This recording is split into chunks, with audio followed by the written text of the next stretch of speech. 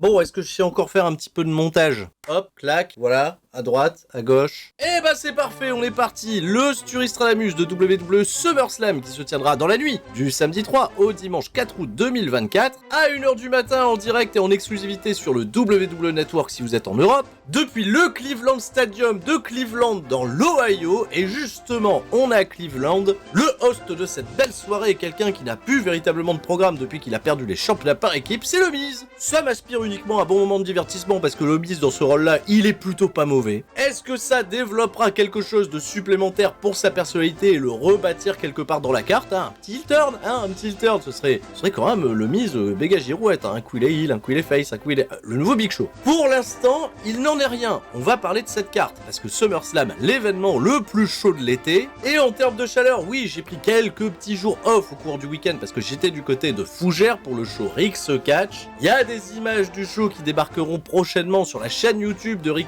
Catch, et je vous invite bien évidemment à aller la suivre. Spoiler alerte, je n'ai pas été seulement que le présentateur, j'ai été le general manager d'un soir. Oh, c'était marrant, c'était, expérience. Tu es le general manager. Attention, on déconne pas. Est-ce que j'étais un peu comme le Miz? Est-ce que j'ai pas été le host de la soirée? Donc le Miz, normalement, ça devrait bien se passer. Le Miz et moi, on a des points communs. Non, j'en sais rien. Absolument pas. Je sais pas où je vais avec cette vanne. Il se passe 1 milliard de trucs dans le monde du catch. Je suis à la bourre sur 1 milliard de sujets. Il y a le G1 Climax qui est toujours en cours et on déteste toujours autant Ibilu. Ah, je peux vous dire que le mec, il nous tape sur le système. Il y a eu également pas mal de remue-ménage du côté de Stardom au courant du week-end. All Elite Wrestling est parti pour construire sa carte vers Wembley, je le rappelle, il y aura All-In à la fin du mois. Et aussi la sortie de TEW9.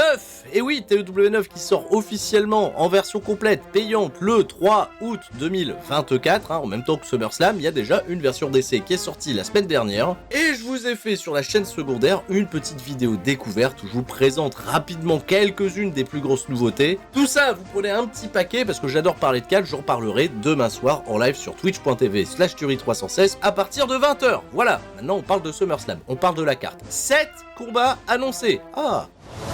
Ok, là ça va, on est sur un pay-per-view du Big Four, 7 matchs c'est plutôt digeste si le pay-per-view ne dure pas plus de 4 heures. Et on a une carte les amis qui me hype particulièrement. Enfin, tout ne me hype pas, mais il y a quand même une grosse partie de cette carte qui me hype. On va commencer par le championnat intercontinental. Sami Zayn remet son titre en jeu contre Bron Breakker. Match retour de ce qui s'était passé à Toronto lors de Money in the Bank avec une belle défense de titre pour Sami Zayn. Bron Breakker a-t-il appris de ses erreurs? Lui qui n'est pas passé par 4 chemins pour aller chercher cette nouvelle opportunité. Il a eu sur son passage un certain Ilya Dragunov, une série de matchs plutôt convaincante. Et je sais que je n'ai pas couvert le dernier épisode de Monday Night Raw, mais j'y ferai référence. J'ai beaucoup aimé le développement final de l'intrigue, où une fois de plus Sami Zayn est resté sur ses gardes quant aux assauts multiples de Bron Breakker en le repoussant du ring avec un Helluva Kick. C'était pas si mal et ce serait plutôt brillant si WWE faisait gagner Bron Breakker lors d'un SummerSlam pour son premier titre dans le main roster. Je ne trouverais pas ça choquant, Sami Zayn a eu un chouette run en tant que champion intercontinental. Il s'est plutôt montré combatif et je pense qu'il ira rejoindre les Usos et voire peut-être Roman Reigns dans le futur clash qui pourrait potentiellement opposer la Bloodline à la Bloodline 2.0. Et ça on en reparlera parce que le chef tribal, il y a peut-être des chances qu'il pointe son nez lors de SummerSlam, ce serait particulièrement épique. Oui, j'en parle maintenant, mais on le réabordera lorsqu'on parlera de Solo Sikoa contre Cody Rhodes, potentiellement le main event. Ok, plié, c'est emballé, victoire de Bron Breakker, début d'un règne de terreur, peut-être les bases d'un règne solide comme celui qu'avait eu Gunther il y a quelques mois. On est à Cleveland, et justement, on a un régional de l'étape supplémentaire sur la carte, c'est Logan Paul qui défend le championnat des États-Unis contre LA Knight.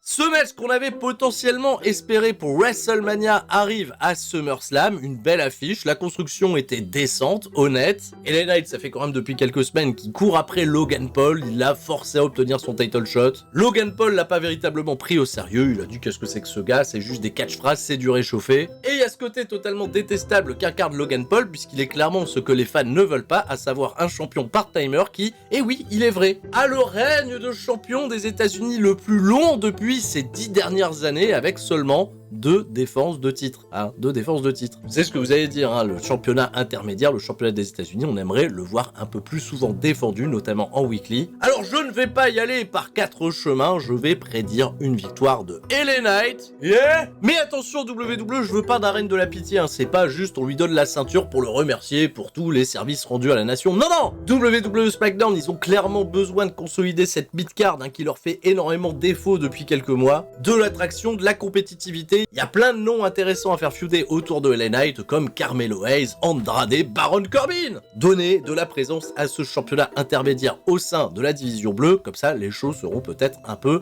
plus digestes à regarder. Parce que là, pour l'instant, SmackDown, c'est vrai depuis quelques semaines, on va pas se mentir, hein, c'est pas GG. Hein. Même Monday Nitro, des fois, ils leur mettent des carottes sur la démographie. Qu'est-ce qui se passe, quoi? Allez, hop, SmackDown, LA Knight. Yeah!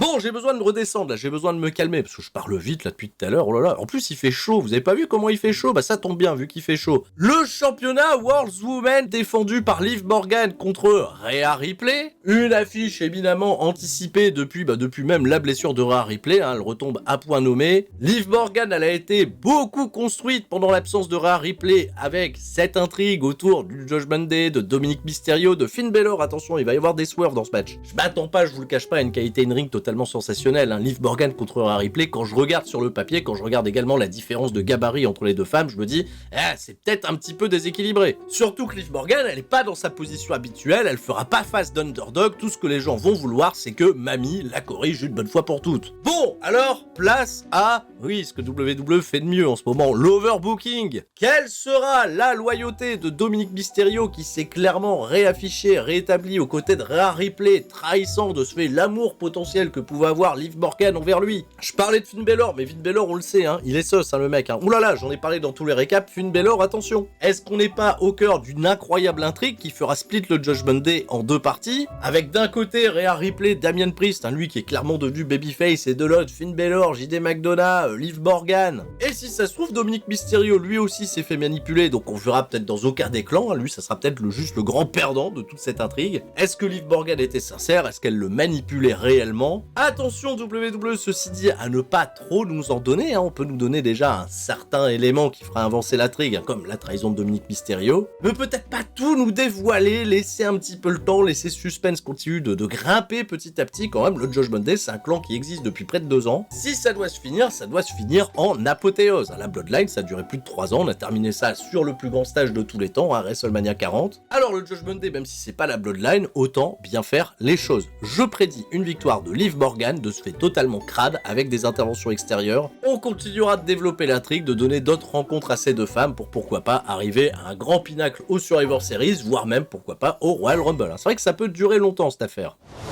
Alors peut-être un peu plus de crainte pour ma part et un peu moins de hype pour le championnat WWE féminin. Bayley va défendre contre celle qui a remporté le tournoi Queen of the Ring, Nia Jax. Je m'attends pas à des folies dans le ring, je m'attends plus à la présence de Tiffany Stratton aux abords du ring pour peut-être faire pencher la balance en faveur de Nia Jax, même si ce sera assez étonnant, puisque même si les femmes sont alliées, Tiffany Stratton, elle détient la manette du Money in the Bank, elle pourrait s'en servir pour ressortir la femme la plus forte à l'issue de cette rencontre. Maintenant, je vais vous dire cash, je n'y crois pas. Je pense que Nia Jax va devenir la nouvelle championne WWE féminine, et si on réfléchit bien, ce serait seulement son 2e titre de championne à Nia Jax, seulement le 2e. Et ouais, seulement le second, parce que Nia Jax, son premier règne, il remonte à il y a 6 ans, contre Alexa Bliss, souvenez-vous, c'était à WrestleMania 34, Nia Jax était babyface, voilà, et elle a eu un run total de babyface, elle a été jusqu'à affronter Ronda Rousey, Alexa Bliss, elle avait caché son Money in the Bank, voilà, et Nia Jax, aussi surprenant que ça soit, elle a jamais eu le règne de championne dominante en tant que heel. Bon, c'est pourquoi elle a peut-être pas eu ce règne-là, parce que dans le ring, ça a jamais été la grande zinzinade avec Nia Jax. Mais depuis que Triple H lui a refait confiance et l'a réintégrée dans les scénarios, elle a été d'une aide précieuse dans la construction du dernier WrestleMania pour finalement ne pas y figurer. Ça pourrait être une belle récompense en effet, mais ça ouvrirait des perspectives pour en faire une championne très dominante, voire même imprenable, et ça permettrait de construire une nouvelle star pour aller la chercher, la détrôner. Bon, est-ce que cette nouvelle star, c'est pas tout simplement Tiffany Face Stratton, hein, qu'elle tourne face, qu'elle tourne heel pour cash in son Money in the Bank, ça WWE pourra nous l'écrire. Je m'attends également à ce que Charlotte Flair fasse son retour et ait envie de travailler avec Nia Jax, parce qu'on sait pas trop, elles sont potes, elles sont pas potes, mais quoi qu'il en soit, elles ont quand même des histoires à nous raconter. Nia Jax championne, et oui, c'est peut-être pas si déconnant au final, je laisse bien évidemment votre avis dans les commentaires. Et ceci dit, j'ai pas envie totalement qu'on enterre Bayley, hein, parce que c'est ça qui est délicat avec la division féminine de Raw ou de SmackDown. Dès lors que tu quittes la title picture, c'est assez dur de trouver une place pertinente au sein de la mid-card. Mis à part les championnats féminins, et encore c'est pas top, faudra voir comment Bayley s'acclimate et se reconstruit pour, on sait pas, peut-être un futur title shot à la route de Survivor Series ou pourquoi pas le Royal Rumble, là aussi. Allez, on pose ce match-là maintenant. J'étais à milieu de m'imaginer que ce serait l'affiche pour SummerSlam autour du championnat World Heavyweight masculin. Damian Priest, toujours champion, défend contre Gunther. Gunther en qualité du vainqueur du King of the Ring. Un peu déçu pour ma part que finalement on ait mis totalement de côté l'idée de revanche entre Gunther et Randy Orton. Peut-être que ça tombera un petit peu plus tard. Randy Orton, il a fait des apparitions plutôt discrètes et éparses du côté de SmackDown pour aider la construction de la Bloodline. Pas une fois Randy Orton, il a remis en question la victoire de Gunther dans le main event du King of the Ring. Et Gunther, bah lui, il s'est fait aussi un peu discret, il a pas beaucoup catché, il sort d'une victoire importante contre Finn Balor. Et pour camper son rôle de méchant, pour éviter que les fans encouragent Gunther, parce que oui, on est peut-être nombreux à vouloir voir Gunther avoir un règne très dominant comme il l'a été avec le championnat intercontinental, Gunther, il a sorti les phrases de gros méchant, il a dit qu'il met pas les gens qui venaient de la rue, et si on est dans la rue, si on est à la rue, si on est sans domicile fixe, hein, c'est presque ce qu'il a dit, et ben c'est tout simplement parce qu'on l'a voulu, voilà, ben lui il a une bonne éducation, rien à foutre des gens de la rue, et Damian Priest, lui, il avait fait état de son passé, le fait qu'il s'est battu pour en arriver là où il était, qu'il avait du cœur, voilà, et apparemment ça c'est la phrase qui plaît en ce moment au babyface, on a du cœur, même si CM Punk, au dernier épisode de Monday Night Raw, il a dit,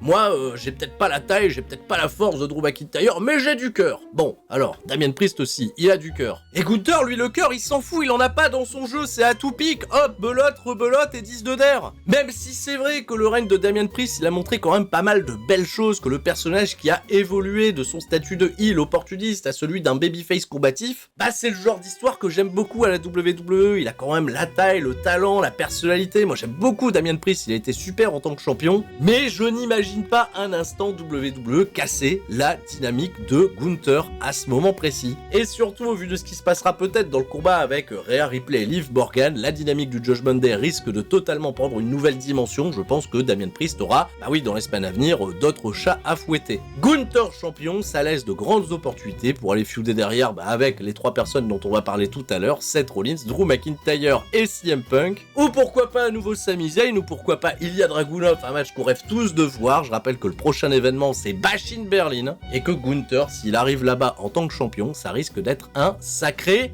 bazar. Bon, victoire de Gunther.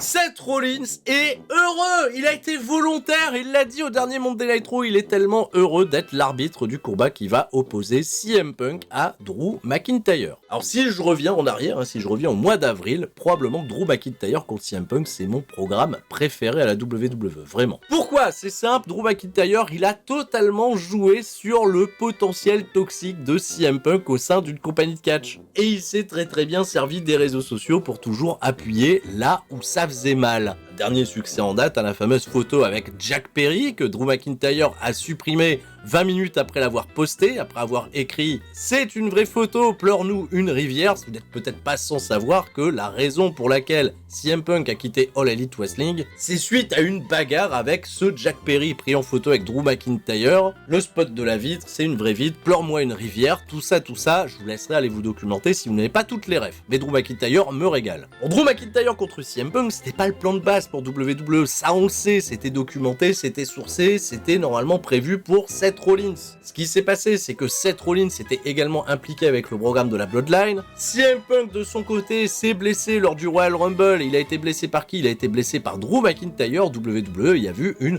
parfaite occasion de donner un rôle très important à Drew McIntyre pour le reconstruire, et Drew McIntyre il s'est servi de cette occasion comme un tremplin pour déjà re-signer un contrat avec la compagnie et transformer totalement son personnage en une espèce de désormais psychopathe des réseaux sociaux, totalement obsédé, et on leur a tout mis sur un plateau d'argent ces derniers mois puisque Drew McIntyre s'est fait baiser dans son pays en Écosse à Clash at the Castle par CM Punk dans son combat d'opportunité au championnat de Damien Priest. Et alors que la hit était déjà à un niveau stratosphérique, on a rajouté un truc en plus. McIntyre qui remporte la mallette et qui se fait baiser à nouveau par CM Punk sur sa tentative de cash-in le soir même. Bon, ça c'était peut-être un petit peu trop, hein. Encore ça fait beaucoup là, non. Mais attention, il s'est fait baiser dans un combat d'opportunité qu'avait récupéré Seth Rollins. Et Seth Rollins, il a dit oh là là, CM Punk il m'a baisé moi aussi. Je vous avais tous mis en garde, CM Punk c'est un connard. Et ben de ce fait, on rajoute à l'équation Seth Rollins. Ils ont des bases pour aller construire de l'overbooking à gogo. D'ailleurs le match, hein, il appelle clairement à l'overbooking. Seth Rollins, il a fait sa présentation des règles. Les mecs, il va y avoir un giga laxisme arbitral. Hein, je vais compter uniquement quand j'aurai décidé de compter. Moi je veux voir vous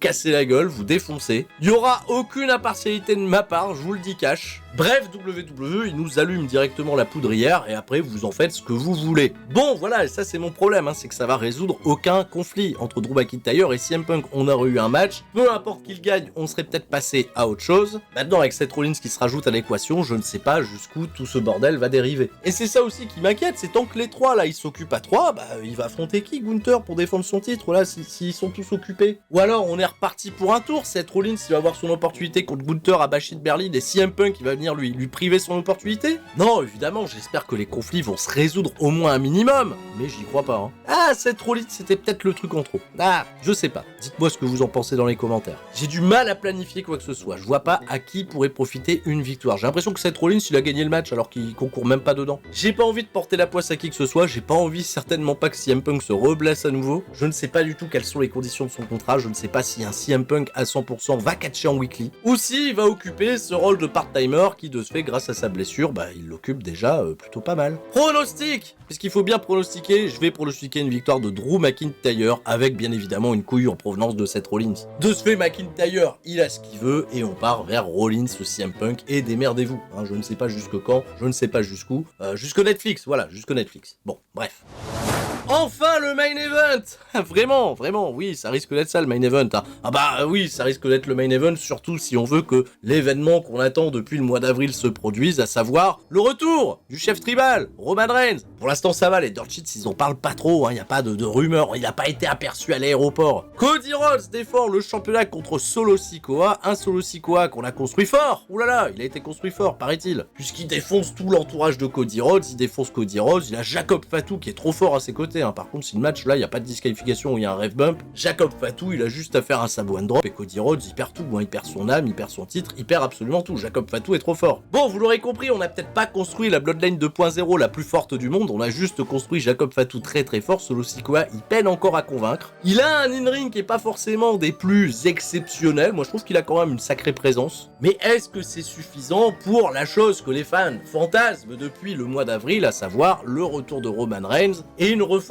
totalement espérée de la Bloodline originelle avec Jey Uso, Jimmy Uso, pourquoi pas Sami Zayn, pour venir faire face à cette Bloodline Solo Sikoa, Tama Tonga, Tangaloa, Jacob Fatu, où est Ikuleo, où est Zilla Fatu, enfin bref, il y a encore plein de Fatu, il y a encore plein d'Anoa'i à rajouter à la storyline, on pourra faire des 7 contre 7, des 8 contre 8 dans des cages. Ma question est la suivante, quid de Cody Rhodes? Est-ce qu'il doit lâcher le titre à Solo Sikoa pour crédibiliser une bonne fois pour toutes Solo Sikoa? Est-ce qu'il en a vraiment besoin? Et surtout, bah, si Roman Reigns revient, Cody Rhodes il fait quoi? Hein, il a qui comme gros antagoniste par la suite? À part The Rock, hein, mais c'est peut-être pas pour maintenant The Rock. Alors, c'est peut-être pessimiste de ma part, mais je m'attends à ce que dans l'in-ring on soit plutôt déçu.